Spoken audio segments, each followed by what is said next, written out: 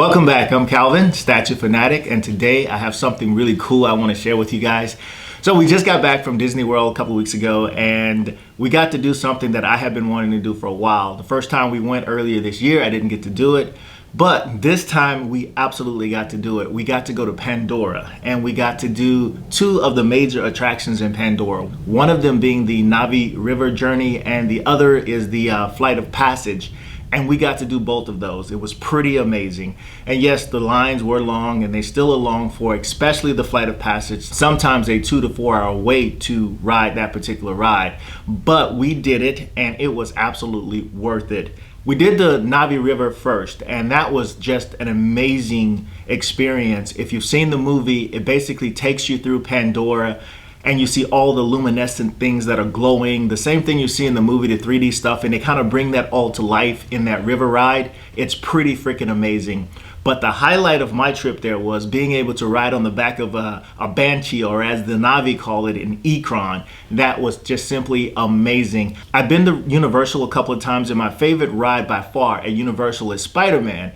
And I haven't had anything that surpasses my experience and fun that I had riding the Spider-Man adventure. But I think my Spider-Man experience was far surpassed by the Flight of the Passage. It was definitely worth the wait. We actually did it twice. Just like all Disney and Universal experiences, once you finish the attraction, of course, the end of the attraction leads you through the gift shops because they want you to buy something.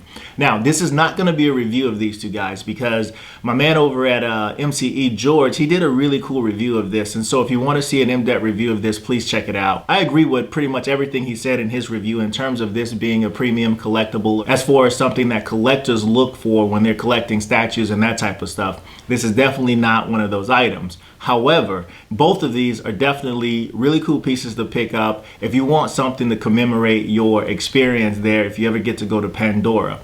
I think it far surpasses any shot glass or keychains, you know, some of the normal souvenirs that people buy when they go out of town or go on vacation. This is for collectors.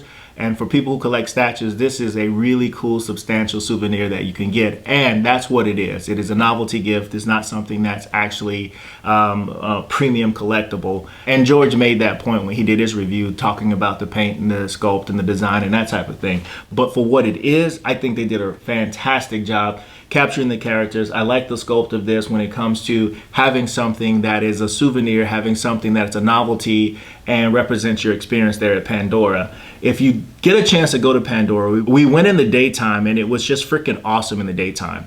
Absolutely a fantastic experience in the daytime. Lots of things to see. It was just cool as hell. But we went back again at night, and it was mesmerizing at night. The way that that place lights up, they really recreate Pandora. The floating rocks, all of that stuff is there. You can even see the rocks from the interstate when you're going to Disney, and you're kind of wondering, what is that? But when you get to Pandora, you can see what it is. It is exactly what you see in the movie. I thought they did an amazing job with Pandora. If you go to Disney, I don't think you should go to Disney without actually checking that out. Whatever it takes to get you to Pandora, please go to Pandora. It is definitely worth the trip.